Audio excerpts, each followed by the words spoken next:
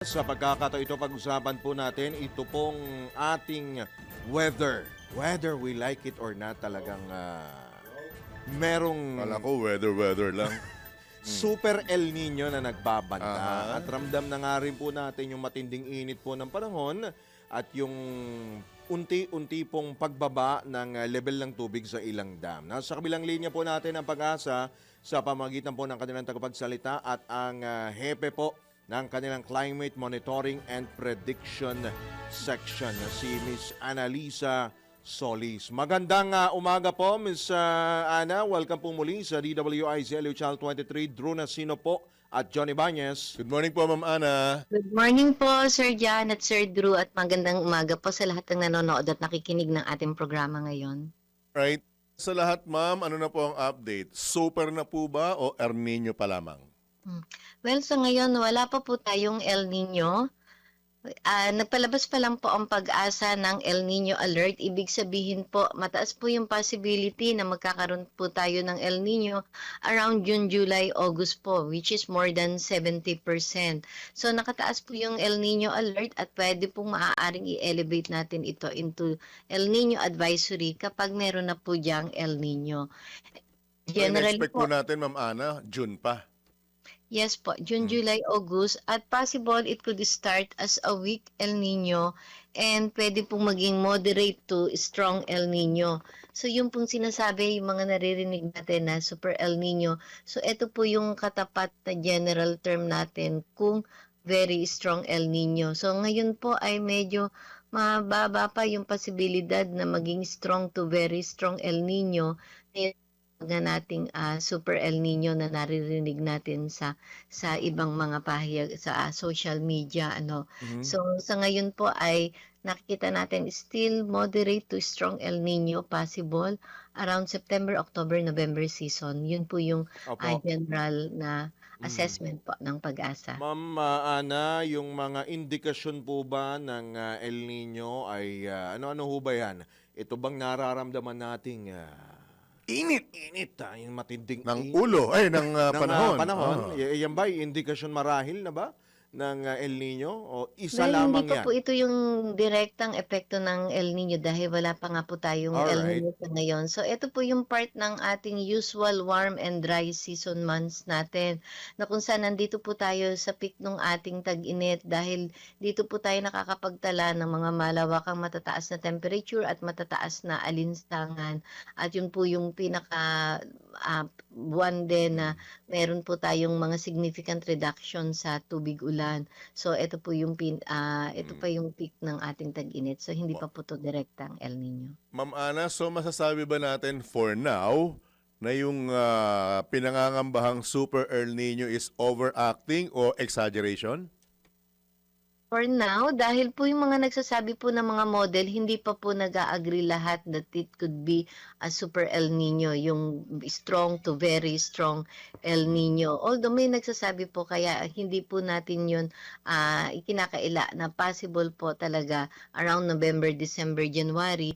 But then for now po is moderate to strong yung nakikita po natin na mas mataas ang probability. Opo, ma'am, so ibig sabihin ba niyan ay yung epekto ng El Nino, iba rin ang tawag dito sa ibang bansa, iba rin ang epekto niyan. Sa atin, iba rin ang epekto. Pwedeng strong sa kanila, pwedeng sa atin ay moderate. Tama, may ganun ba?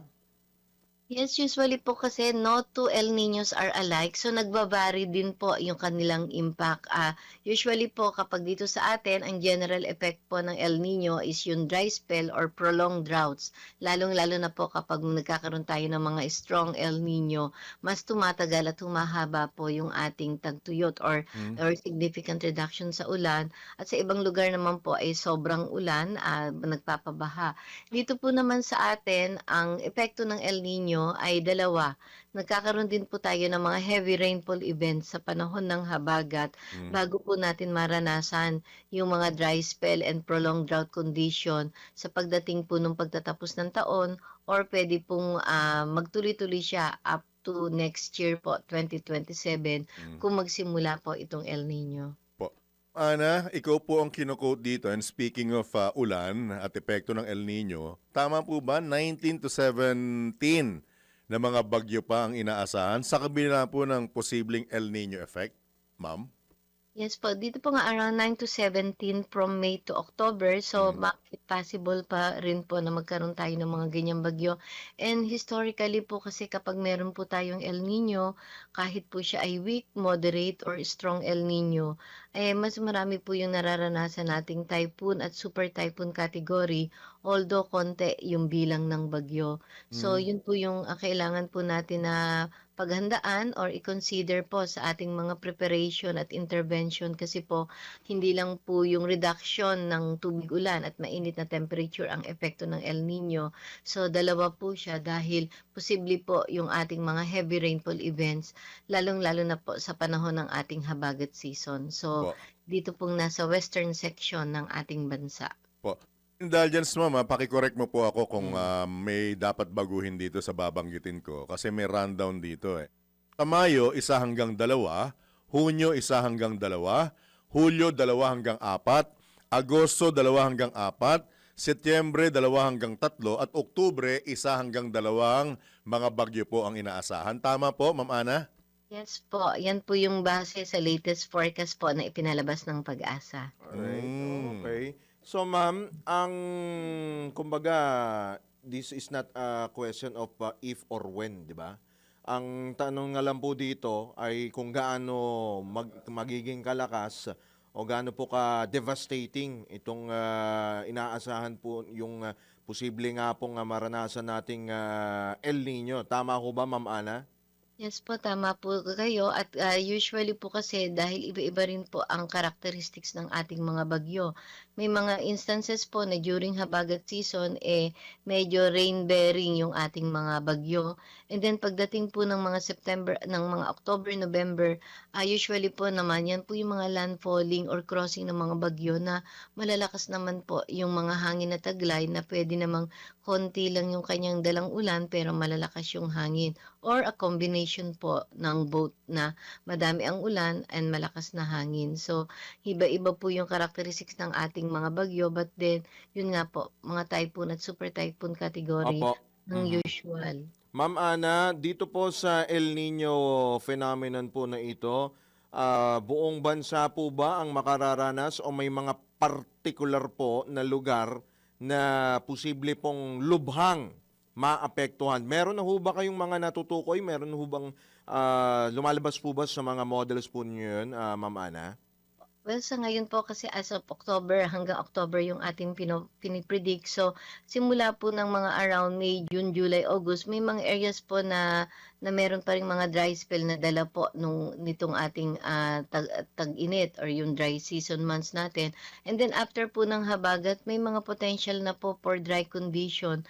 Yung mga areas po dito sa may parte ng Luzon. So, dry condition po, ibig sabihin pwedeng 2 consecutive months na below normal yung kanilang ulan. Diyan po sa may parte ng Luzon area, around 13 provinces. So, magbabago pa po ito at i-update pa natin ito habang nagkakaroon po tayo ng mga monitorings at pumapasok po yung mga latest mga model runs natin.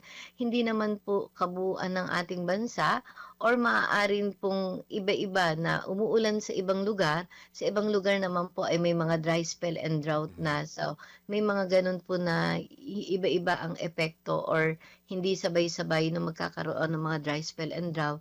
Pero may mga instances po na kapag nag-prolong itong drought natin, itong El Nino natin, dun po natin makikita na magiging possible yung widespread effect po ng prolonged drought condition. Nakikita po ba kayong mga taniman na posibleng maapektuhan pati po yung mga panahon ng pagtatanim at pag-aani ng ating mga kababayan, Ma'am Ana?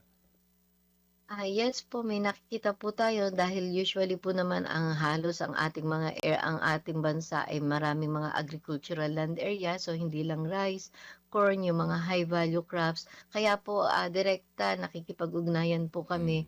May coordination meeting po kami regular with the Department of Agriculture. Medyo lilihis lang ako with your indulgence, Ma'am Ana, kung okay lang. Kasi nung nakaraan, naging tampok na usapan dito yung pagiging tagtuyot at tag-ulan.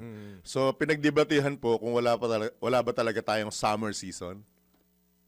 Wala po tayong distinct winter, spring, summer, and fall. So, yun po yung sinasabi natin. Ang summer po kasi sa Northern Hemisphere ay June, July, August. Yun po yung dry na talagang summer. Na kung saan mas mainit sa may Northern Hemisphere, pero hindi po yun ang ating nararanasan.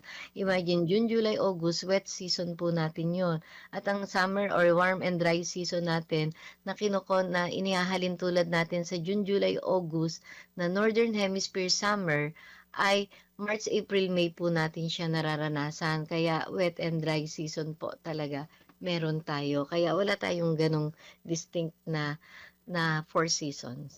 Ma'am, hindi pa po ba kayo nakakatanggap ng reklamo, in particular sa local government ng Baguio, na tinuturing pa man din nating summer capital of the Philippines? Opo. So, kaya po tinawag kasi siya yun yung summer capital kasi yun nga po yung kapag mainit malamig pa rin po dahil mataas yung kanyang temperature. So, yun po. Wala pa po ako sa Wala pag-asa pa ng summer capital. Pero Alright. hindi pa naman po kayo nababan sa Baguio, no, ma'am? Hindi ba kayo persona non grata sa Baguio, ma'am? Di ba may doon, may pag-asa sila doon? Pag-asa office ba kayo doon? Monitoring, Stations pag-asa doon. monitoring sila. Opo. Kaya hindi Wala rin- pa ako sa pag-asa, summer capital na yung Baguio eh. Ma'am, so hindi pala pwedeng kantahin sa Pilipinas yung kanta ni James Taylor. Ha? Ano yun? Winter, spring, summer, or fall. Hindi Anyway, yata. seriously ma'am, baka may paalala pa kayo sa ating mga kababayan. Go ahead po, Ma'am Ana. Well, sa ngayon po ay nakataas nga po ang El Nino alert ng DOS kung saan in a 2 months span, so mga around June, July, August po, mataas ang possibility na magkaroon po tayo, magsimula ang El Nino at posible pong maapektuhan yung ating climate pattern. So una-una po itong panahon ng ating habagat, may mga areas po na kung saan ay makakaranas po tayo ng maraming ulan dahil hindi lang po sinasabi natin na kapag El Nino, that would mean drought. Ibig sabihin po lang, may significant reduction sa tubig ulan pero nandyan pa rin po yung mga heavy rainfall events na mararanasan natin sa panahon ng habagat at kailangan po paghandaan ng iba't ibang sektor at ng ating mga kababayan yung pong potential na epekto ng El Nino sa ating mga lugar. So ingat lang po tayo at lagi po tayong maging stay informed sa mga official website po at sa mga official na impormasyon na pinalalabas ng DOST Pag-asa at maging mapanuri po tayo dun sa mga lalong-lalo na sa social media, yung mga information po, whether kung ito po ay legit, updated, so iwasan din po natin or i-check natin yung mga false information po. At maraming salamat po, Ma'am Ana, at kami po yung umaasang hindi po kayo madadala. Opo, salamat po. Thank you so much Thank po. you po, Good ma'am. morning. Good morning. Salamat po. Yan po mga kabalitan, kawali-taktakan ng napaka-sport na tagapagsalita, mismong hepe ng Climate Monitoring and Prediction Section ng Pag-asa na si Miss Annalisa Solis.